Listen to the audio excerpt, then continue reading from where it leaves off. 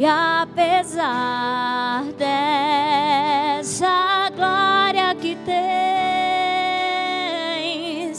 tu te importas comigo também. E esse amor tão grande eleva-me, amar-me a ti. Tu és tremendo.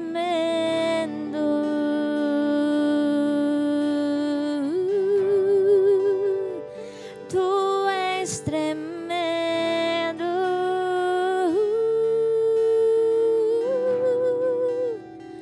Tu és tremendo.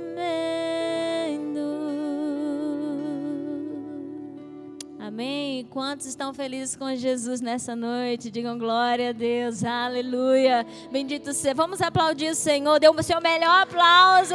Diga adorado, bendito, santo, glorificado é o Senhor. Tua presença é honrada neste lugar, Senhor. Amém, queridos. Pode se sentar no seu lugar. Bendito seja o nome do Senhor. Nós agradecemos ao Senhor Jesus pela oportunidade que temos de mais nessa noite ouvir uma porção da sua palavra. Que o Senhor abençoe o seu coração, meu amado irmão. Você também, meu irmão, que está em casa, que está adorando através do YouTube. Que o Espírito Santo do Senhor transforme o seu coração e o meu também, para que hoje, nesta noite, ainda saímos daqui mais parecidos com Jesus e alimentados pela sua palavra. Amém? Passo a palavra para o nosso pastor Rafael.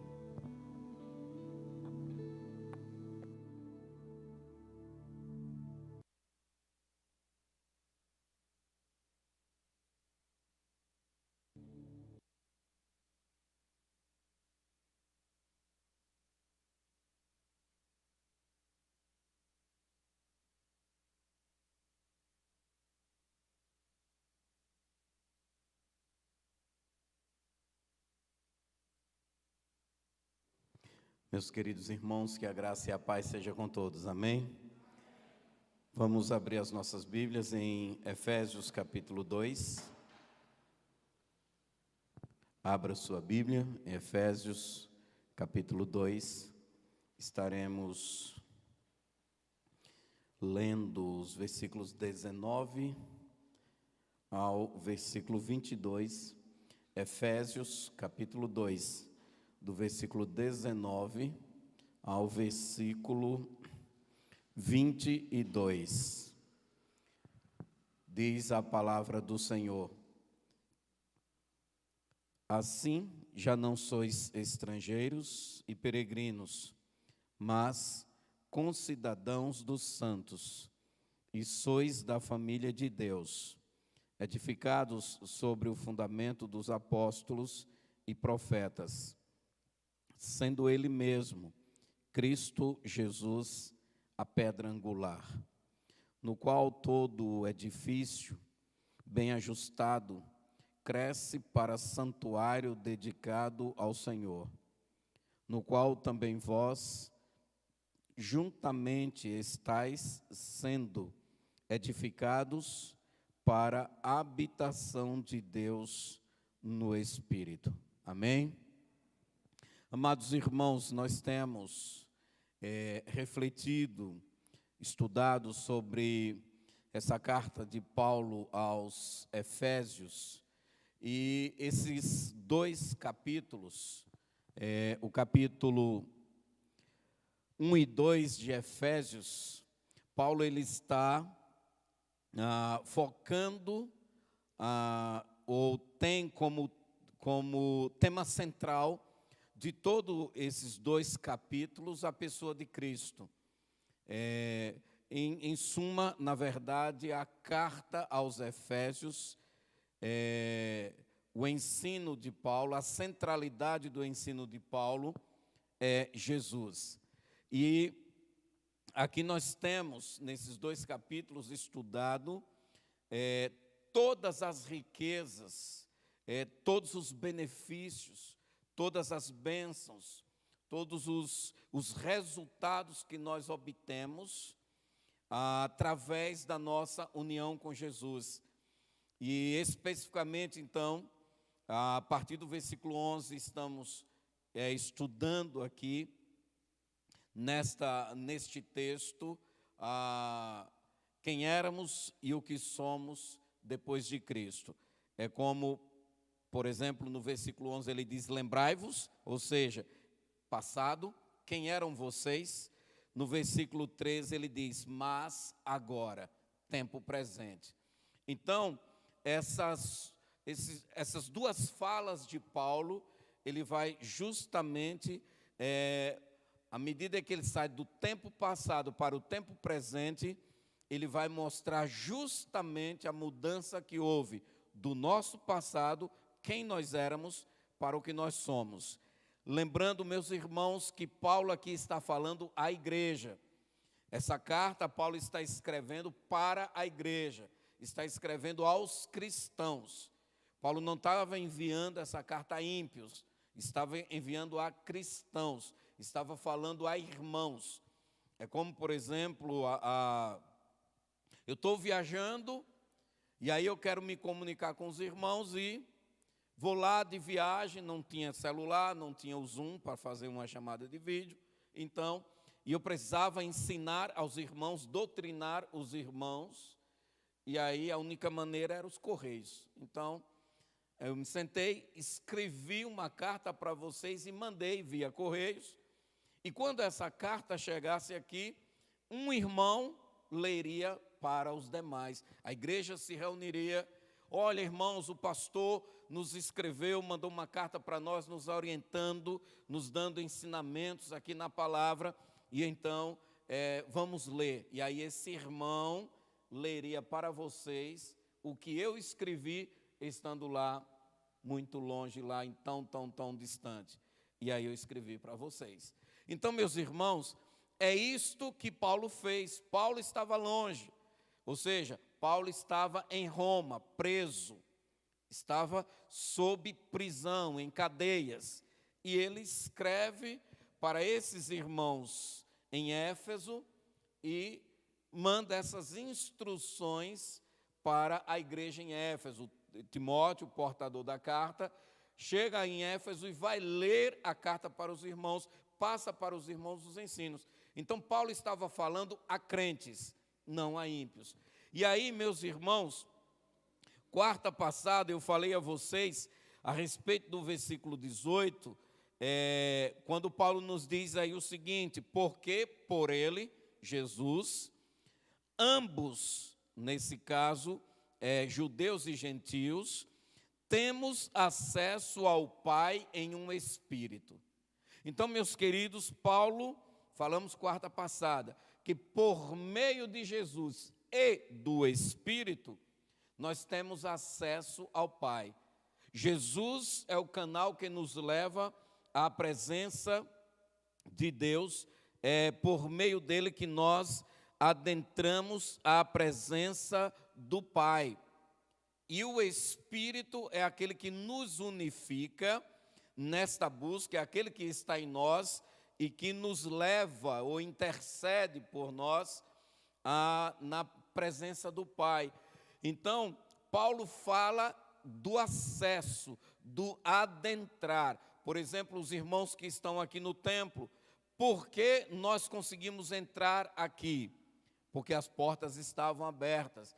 Então, em virtude das portas estarem abertas, nós conseguimos ter acesso ao interior do templo.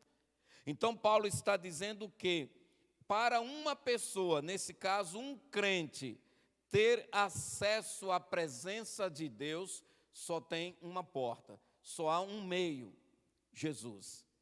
Não é por outra coisa, e não é em vão que João 14, versículo 6, que Jesus diz lá, eu sou o caminho, a verdade e a vida. Ninguém vem ao Pai a não ser por mim. Então, meus irmãos, ele é o único meio, é a única porta por onde nós conseguimos acessar a presença de Deus.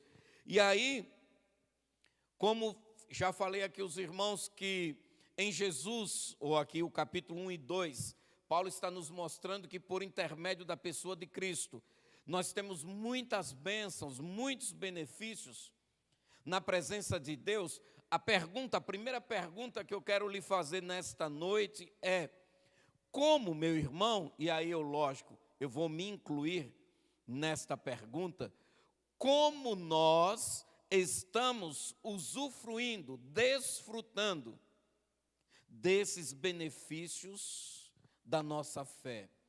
Como nós estamos desfrutando de todos esses benefícios que Jesus nos concede e por meio da fé nós temos acesso a eles. Nós podemos desfrutar, nós podemos acessar, nós podemos adentrar ao ambiente, ao lugar, ao tesouro, onde todos esses benefícios estão ocultos. Cristo é a porta, o Espírito Santo é o entregador. Olha que maravilha, olha que bênção.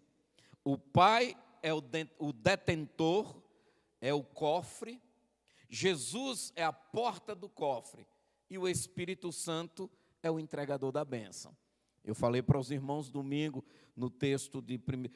Aqui os olhos já encheram de lágrimas, porque é algo, meus irmãos, tremendo, é algo extremamente profundo a pensar sobre isto, é algo extremamente extraordinário, é uma coisa que só mesmo a nossa fé, ela pode nos fazer compreender, nos fazer entender e ao mesmo tempo também desfrutar de todas essas maravilhas, somente por meio da fé. Então você entender como a Bíblia nos revela que Deus, o Pai, Ele é rico, Ele é o detentor da glória, é o detentor de toda a riqueza espiritual. É nele que se aloja, é em Deus que se aloja toda a riqueza espiritual que a Bíblia nos revela. E aí, o Pai nos envia Jesus, para que este Jesus, o seu Filho, ele pudesse então nos conquistar, ou conquistar para nós, o acesso a essas bênçãos. É como o que acontece, Deus, eu tenho uma riqueza, vocês são a minha criação, e eu quero que vocês desfrutem do que eu tenho. Mas uma coisa chamada pecado impede que vocês acessem isto. Isaías 59, 2. Os vossos pecados fazem separação entre vós e o vosso Deus. Os nossos pecados eles nos impedem, eles constituem uma barreira entre nós e Deus. E nos impedem de colocar as mãos nesse tesouro, nos impede de adentrar a esse ambiente espiritual, nos impede de acessar essa presença gloriosa de Deus. E incapazes disso, e Deus sabedor que nós éramos incapazes disto, então o que Ele faz? Eu vou precisar ofertar o meu filho, eu vou precisar sacrificar o meu filho, para que através do meu filho, vocês consigam adentrar ao meu tesouro. E então Jesus vem com esta missão de ser o nosso sacrifício. Jesus vem com esta missão de ser o nosso resgatador. Quem já leu o livro de Ruth, sabe bem desta lei em Israel, que na família judaica sempre tinha um resgatador. Então, quando uma mulher ficava viúva, aí naquela família tinha um parente mais próximo que era o resgatador da semente daquele homem, daquele parente dele que morreu sem gerar descendência. Então, um familiar mais próximo tinha que ser o resgatador para dar sequência à história, à descendência daquele familiar. Jesus é o nosso resgatador, estávamos perdidos. Deus então manda seu Filho para ser o nosso resgatador. E Jesus vem com essa missão de nos resgatar.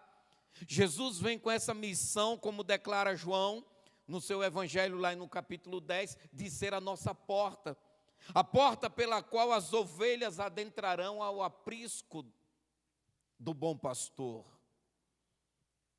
E então ele vem e se constitui nessa porta.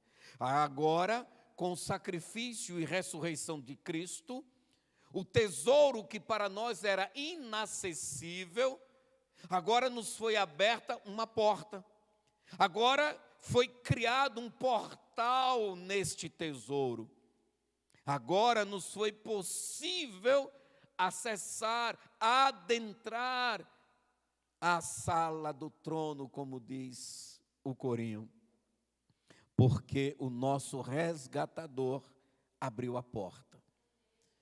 E aí o Espírito Santo foi enviado pelo Filho para que conduza a igreja. O Espírito Santo, 1 Coríntios 2, o Espírito Santo adentre a intimidade de Deus, o Espírito Santo penetre aonde nós não conseguimos penetrar, as profundezas de Deus, e lá pegue o que nos foi dado gratuitamente em Cristo, o Espírito Santo pega e traz para nós. E é assim que nós conseguimos ter acesso a todas as riquezas de Deus. A Trindade em união para abençoar a criação. Então, meus irmãos, o cristão tem todas essas riquezas disponíveis para ele, mas é preciso intimidade. É preciso, meus irmãos, buscar, e eu disse isso domingo aos irmãos, é preciso que, uma vez sabedor que existe um tesouro e está disponível para mim, eu preciso ir a este lugar, eu preciso ir a essa sala do tesouro. É como quando a gente sabe que o dinheiro está na conta, como a gente viu agora no período da pandemia, o auxílio emergencial quando saiu, o povo não queria saber se tinha coronavírus ou não. As pessoas não queriam saber se tinha risco ou não. A gente via aí as ruas com filas enormes. Eu quero saber que tem um dinheiro ali, que está à minha espera. Eu pouco me interesso se o vírus vai me pegar ou não. Eu quero pegar o dinheiro. Então, meus irmãos, há um tesouro espiritual para nós. E a gente precisa compreender que existe essa riqueza. E ela está disponível para você, se você está em Cristo. Ela está disponível para nós, se eu estou em Jesus, diz Paulo aqui, por meio dele, por meio de Jesus, nós temos acesso ao Pai. Então, meus irmãos, aí Paulo vai prosseguir aqui dizendo a nós o seguinte: este Jesus, que se constituiu o portal, ou a porta, que nos dá acesso ao Pai, este Jesus que abriu o caminho, se constituiu o caminho que nos leva em direção ao Pai. Paulo nos diz aí o seguinte: ele nos fez cidadãos dos céus. Irmãos, aqui nesse texto de Efésios, o que a gente vai notar é quando Paulo ele se refere ao nosso tratado passado, ou seja, quem nós éramos. Paulo, o que é que ele diz? Olha, vocês eram gentios, vocês eram desprezíveis, eram abomináveis, eram forasteiros, eram estranhos à aliança de Deus. Vocês viviam no mundo sem Cristo, sem Deus, sem a aliança de Deus. Vocês estavam perdidos, vocês estavam longe dos céus, longe de Deus. Lembrem que esta era a condição de vocês. Mas o versículo 13 ele vai dizer: mas agora, em Cristo Jesus, mas agora que vocês foram lavados no sangue de Jesus, mas agora que vocês foram comprados pelo sangue do Filho de Deus, mas agora que a dívida, o risco de dívida foi cancelado, mas agora que vocês estão aliançados com Cristo na cruz, vocês agora são cidadãos dos céus, não são mais forasteiros, não estão mais sem Deus, não estão mais sem esperança. Vocês agora têm uma esperança. Jesus é a nossa viva esperança. Nós agora não estamos mais longe, nós somos agora aproximados em Cristo. Nós estamos agora aproximados de Deus por meio de Cristo. Mas agora que nós estamos em Cristo, nós então somos cidadãos, não mais estrangeiros, não mais estranhos. Nós agora temos uma cidadania.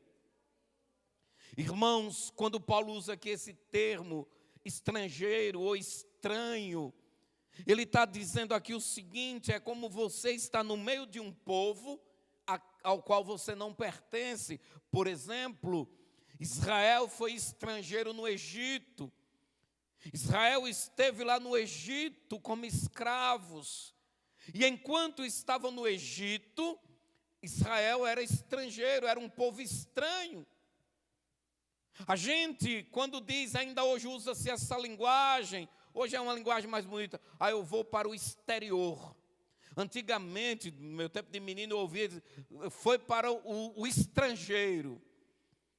Foi para os estrangeiros, saiu da nação, foi para outro país. Então, quando diz, você é estrangeiro, ou alguém de outra nação vem para cá e a gente diz, olha, tem um estrangeiro aqui. Você está dizendo, tem entre nós alguém que não é do nosso meio. Há alguém estranho, alguém de um povo diferente que está no nosso meio. Então o que Paulo está dizendo aqui aos Efésios vocês eram estrangeiros, vocês não faziam parte do povo de Deus, mas agora em Cristo Jesus, vocês foram aproximados, vocês se tornaram cidadãos dos céus. Então, meus irmãos, isso significa, nós não somos mais estranhos, nós não somos mais diferentes, nós não somos mais um povo alheio, nós agora temos uma cidadania, nós agora temos uma nação, nós agora pertencemos a um povo, e este povo é o povo de Deus. Este povo é o povo que vai morar no céu. Então, queridos, Paulo diz aí, nós pertencemos a um reino. E este reino é o reino dos céus. Um reino aonde Deus é o Senhor, é o juiz, é o rei, é o comandante, é o governante, é o que domina sobre todo este povo. Então, quando nós dizemos, eu pertenço ao reino de Deus, eu estou no reino de Deus, eu estou dizendo que eu sou cidadão dos céus, que eu pertenço a Deus e Deus é o meu governador. Apesar de termos os governos humanos como prefeitos, governadores, presidente, apesar de termos os nossos políticos que regem nosso município, estado e nação, nós temos uma cidadania diferente. Além da nossa cidadania brasileira, nós temos a cidadania espiritual, que é a cidadania do céu.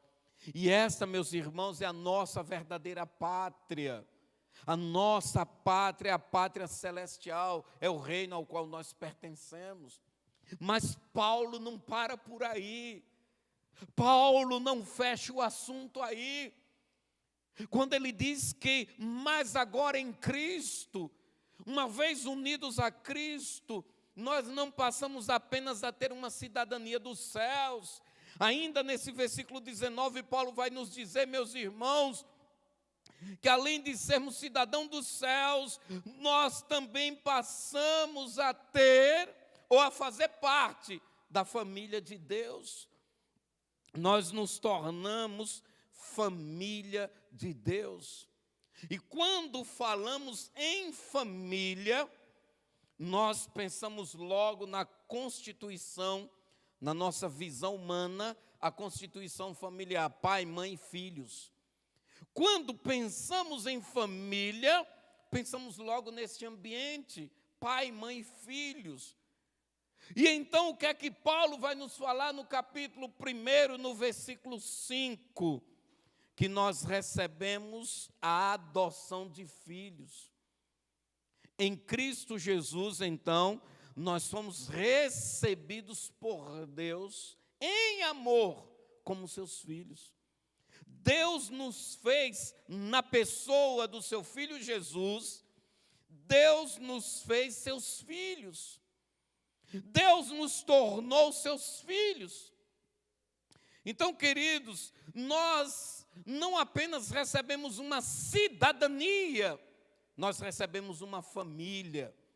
Eu não sou apenas um cidadão de um reino, eu sou filho de um pai, eu pertenço a uma família, aonde tem um pai, que é o cabeça desta família. E o pai é Deus e a família é a igreja. Então, queridos, Cristo nos fez uma família. Cristo fez da sua igreja uma família. Por isso, amados, lá nos evangelhos, quando Jesus diz que aquele que não abandonar pai e mãe, por amor de mim, não é digno de mim. E aí ele diz, e aquele que abandonar, receberá muito mais, 100 vezes mais, em pai, mãe, irmãos, cunhados, e assim toda a parentela.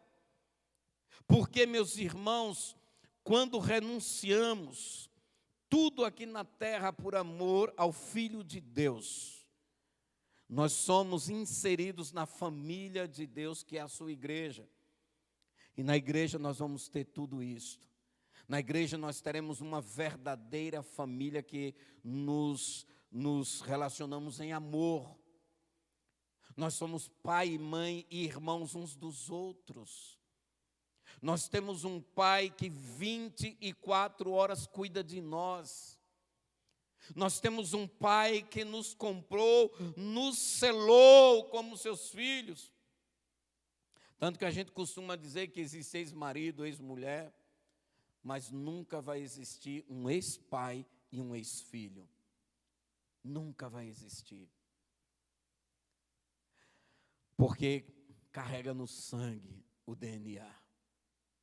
Ainda que não haja o amor, ainda que não haja o respeito entre pai e filhos, mas o DNA comprova a genética. O DNA vai mostrar de quem você foi gerado, quem de fato é seu pai. Ainda que você não o aceite como seu pai, mas a genética vai dizer, ele é seu pai. Então, meus queridos, em Jesus nós fomos feitos filhos de Deus. Fomos selados com o Espírito Santo e desta filiação ninguém vai nos arrancar. Porque em João 6,37 Jesus disse que todo aquele que o Pai me dá, esse virá a mim. E todo o que vem a mim, de maneira nenhuma o lançarei fora. Quando somos inseridos, meus irmãos, nesta família, quando nós somos inseridos nessa família de Deus, é então uma filiação da qual nós não perderemos mais o privilégio, o direito da filiação e da paternidade. Romanos 8,15, Paulo vai nos falar ali a respeito, até o versículo 17, desta geração de filhos, essa herança que nós recebemos de Deus, ou em Deus por intermédio de Jesus. Então, queridos, na nossa união com Cristo, nós nos tornamos herdeiros de Deus e co-herdeiro com Cristo. Nós passamos a fazer parte da herança de Deus. Através de Jesus, Jesus é o Filho herdeiro do Pai. E uma vez que nós nos unimos a Ele, passamos a ser co-herdeiros com Ele. Ou seja, passamos a ter direito à mesma herança. Passamos a herdar a mesma herança com Ele. Então, amados, são privilégios, são benefícios, são bênçãos que nós obtemos somente por meio de Jesus. Então a igreja, ela precisa estar aliançada inteiramente com Cristo, o nosso resgatador. Precisamos estar inteiramente em sintonia, em unidade com o Espírito Santo, o agente abençoador de Deus para a igreja. E Paulo não finda aí. Paulo conclui agora no versículo 20, usando outra linguagem metafórica, usando então outro exemplo para nós, para nos mostrar esta relação que nós temos com Deus em Cristo Jesus. Uma vez que nos unimos a Cristo, nós nos tornamos cidadãos dos céus, ou seja, passamos a ter um reino, nos tornamos família de Deus, filhos de Deus, e aí no versículo 20, Paulo então vai nos dizer que nos tornamos templos de Deus. O versículo 20 ele vai falar: edificados sobre o fundamento dos apóstolos e profetas, sendo ele mesmo Cristo Jesus a pedra angular, no qual todo edifício bem ajustado cresce para santuário dedicado ao Senhor. Então, amados,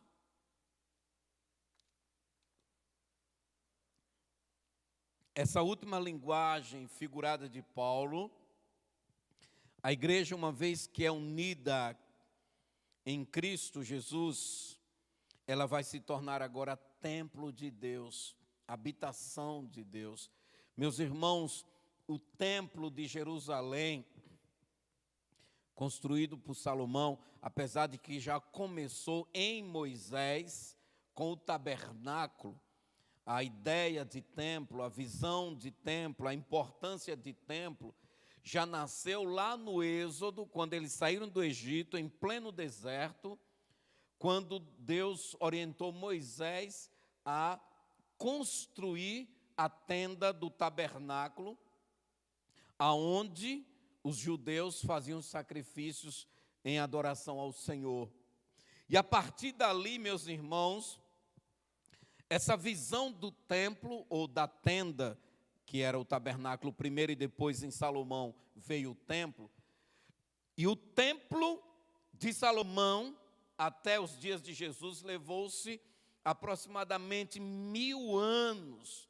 Então, só de visão de templo foram 1000 anos, mas, somado a isto, o tempo de Moisés até Davi.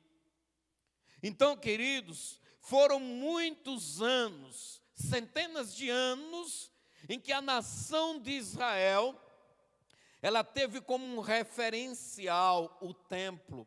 É tanto que no deserto, por exemplo, o tabernáculo, a tenda do tabernáculo, ela ficava no centro do acampamento. E as tribos eram distribuídas em 4 lugares, ou seja, como também foi organizado no templo. Deus é um Deus estratégico, organizado e de detalhes.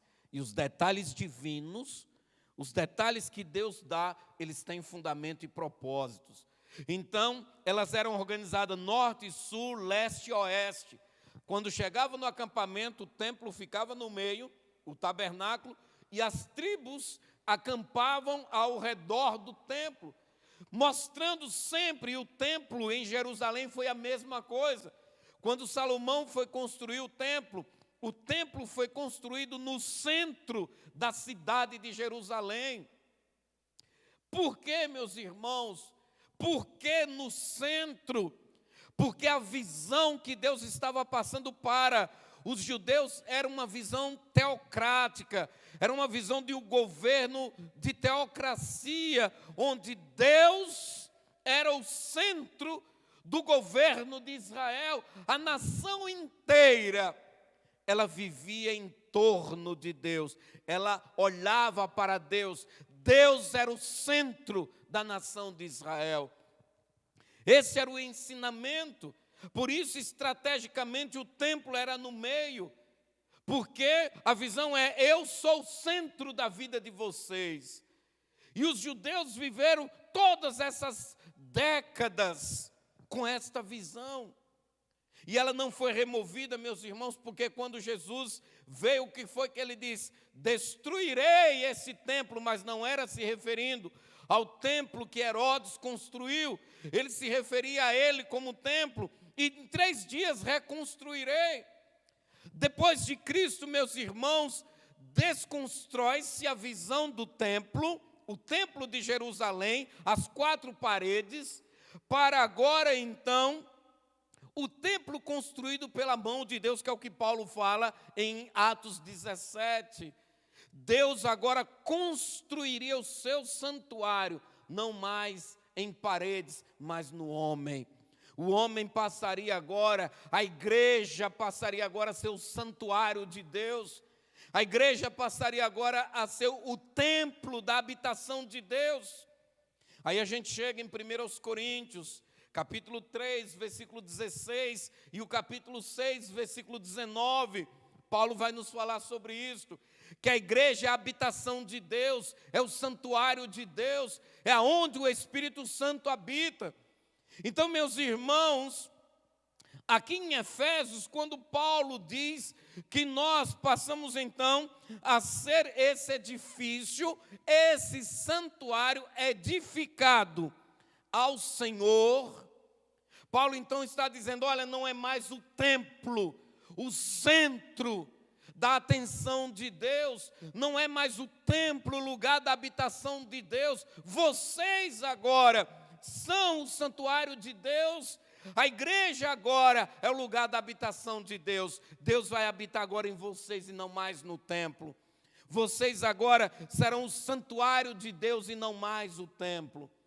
E aí, meus irmãos, ele usando então o templo como uma linguagem figurada e o exemplo para mostrar a estrutura como era, ele então fala que toda construção, e até hoje é assim, quando se vai construir um prédio, naquela época usava-se o nome de pedra angular ou pedra de esquina, era a pedra principal, era a pedra que usava como base para dar estabilidade à estrutura do prédio que seria construída.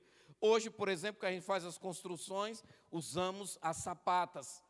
Cava-se as sapatas para que essas colunas que serão levantadas ao longo de toda a construção, serão elas que darão a sustentabilidade, darão o equilíbrio, a firmeza à construção que será feita em cima do alicerce. Então, Paulo vai dizer aqui o seguinte: edificados, nós somos o templo. Então ele está falando a nós, edificados, aí ele vai usar a linguagem da construção. As paredes são edificadas sobre o alicerce, a pedra angular. Então ele diz: edificados vocês, que serão o templo, sobre o fundamento dos apóstolos, o ensinamento, a doutrina bíblica, a doutrina cristã, que é o caso aí, os apóstolos e os profetas, sendo ele mesmo Cristo a pedra angular. Então o que Paulo está dizendo aqui para nós é o seguinte: olha, trazendo a nossa linguagem de hoje, em uma construção, Jesus é as sapatas da construção. É Ele que vai sustentar tudo. Ele é a sapata da vida da igreja. E essa igreja, que é o edifício, será construída sobre o alicerce, que é o ensino dos profetas e os apóstolos, ou seja, a Bíblia Sagrada. Então, meus queridos, trazendo para nosso entendimento o que precisamos compreender, Jesus é o fundamento da nossa vida. É nele que nós precisamos construir, estar firmados, alicerçados, edificados na nossa vida. E a Bíblia é o alicerce, aonde eu vou fundamentar a minha fé.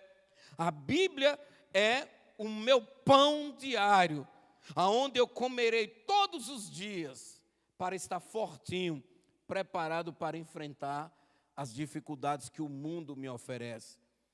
Então, o cristão, meus irmãos, precisa ter contato com a palavra de Deus, contato com a oração.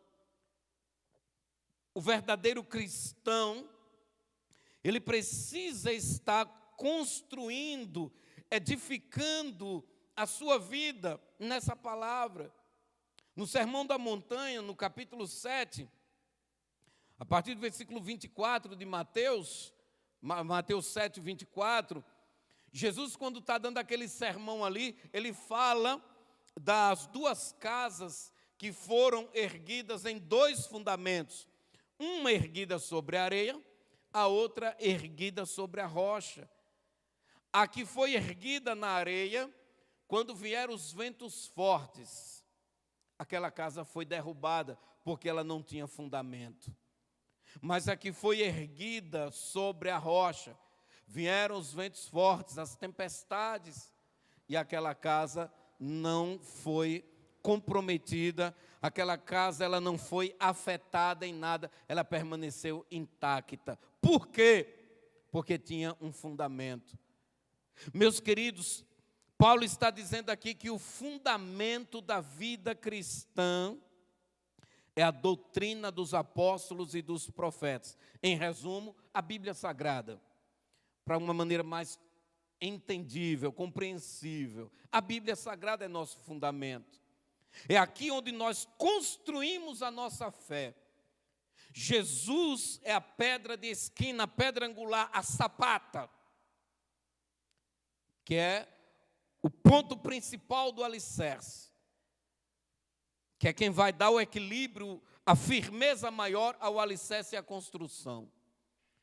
Então, se o cristão não conhecer a vida de Jesus e tudo que Jesus conquistou para nós na cruz, que é o nosso direito, que é a nossa herança, se você não conhecer a sua herança, se você não conhecer o tesouro que você tem acesso e tem direito a ter acesso, o que é que você vai requerer?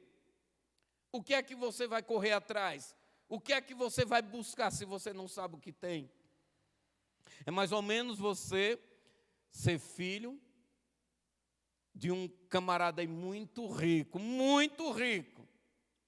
seu Cavalcante, por exemplo. Aí, imagine o irmão Cavalcante, um cara muito rico, e Deus o chama. Mas Isliano não sabe as riquezas que o pai tem, e nenhuma das filhas sabe. Vão correr atrás de quê se não sabe? Vão correr atrás de que herança que elas não sabem que o pai possuía? Não vão em busca.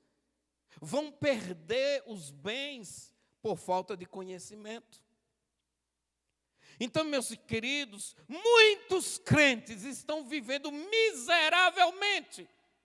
Não falo de bens materiais agora. Agora saio do exemplo material para o espiritual. Tem muitos crentes que vivem miseravelmente na sua vida espiritual, porque não sabe a herança que possui no reino de Deus. Porque não sabemos a riqueza que nós temos em Cristo. E aí, por eu não saber o que eu tenho em Cristo, eu vivo como um mendigo, como um paupérrimo, como um sem-teto, como um sem terra, como um sem lenço e sem documento. Eu vivo como um forasteiro, como um andarilho. Você chega, um andarilho é de estrada a estrada, de lugar a lugar. Não tenho eira e nem beira, não tenho um ponto de chegada e nem um ponto de partida. Estou caminhando, não sei para onde vou, estou aqui, estou andando. Há muitos crentes que estão vivendo desse jeito. São ricos, mas não sabem a riqueza que têm. Porque não acessam o tesouro. Amados, nós precisamos orar. Nós precisamos nos debruçar na palavra. Meditar na palavra de Deus, entrar em oração de dia e de noite. Para que você esteja em Cristo enriquecido, possuído de riquezas espirituais, fortalecido na sua fé, edificado na rocha eterna, que é o Senhor Jesus. Amados, a igreja ela precisa acordar e entender a razão da sua fé. Lembre que o primeiro exemplo, Paulo disse, nós somos cidadãos dos céus e não dessa terra. Mas nós estamos vivendo como se fôssemos cidadãos da terra e não dos céus. Há muitos crentes que vivem nesta terra como não quero sair dela. Aqui é o meu céu. Aqui é o meu lugar definitivo e eu não quero sair daqui. Há muitos que vivem dessa forma.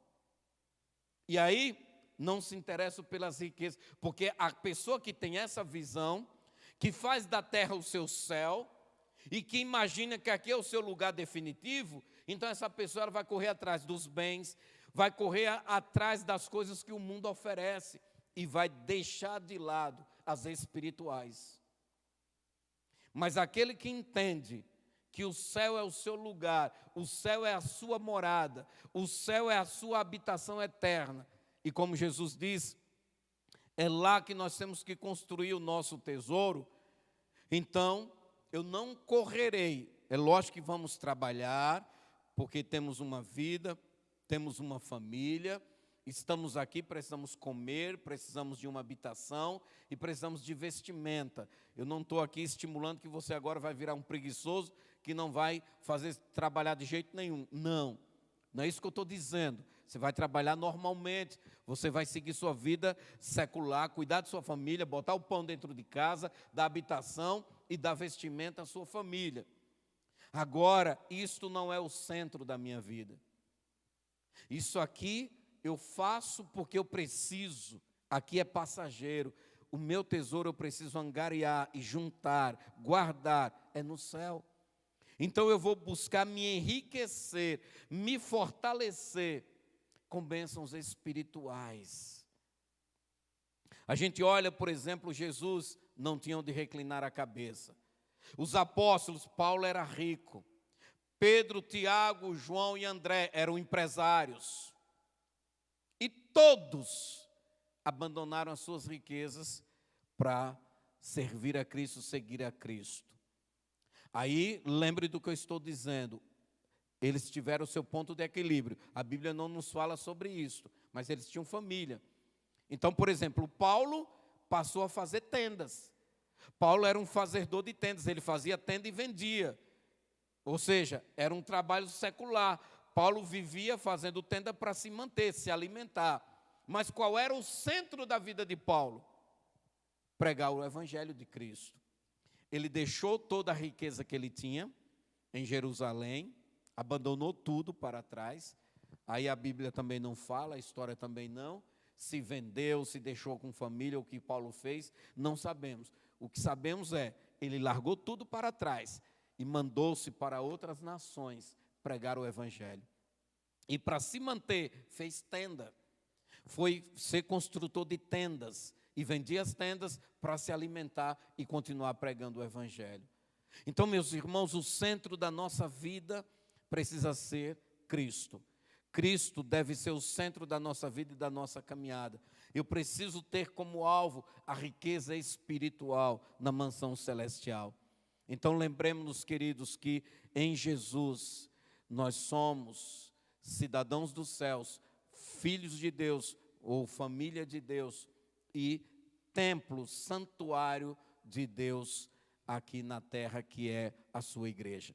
Que o Senhor nos abençoe e que o Espírito Santo abra os nossos olhos para que a cada dia nós possamos ver, possamos descobrir, possamos ir em busca de tudo aquilo que o Senhor Jesus conquistou para nós ali na cruz e que é acessível a nós por intermédio do Espírito Santo. Que Deus em Cristo assim nos abençoe. Nós vamos orar. Após a oração, estaremos encerrando a transmissão e aos que estão aqui no templo, teremos mais um louvor para entrega de dízimos e ofertas. A você que nos assiste na noite de hoje e não assistiu domingo passado, eu quero trazer uma informação que já postei ontem no grupo da igreja. Domingo pela manhã e domingo à noite, nós iremos ter culto de ceia. Serão os 2 cultos do próximo domingo, estaremos ministrando a ceia do Senhor. E se você quer participar deste culto de ceia, mande uma mensagem para mim no meu WhatsApp particular. Você mande uma mensagem, você que é membro desta igreja, mande uma mensagem para mim, informando que você quer participar da ceia do Senhor conosco no próximo domingo.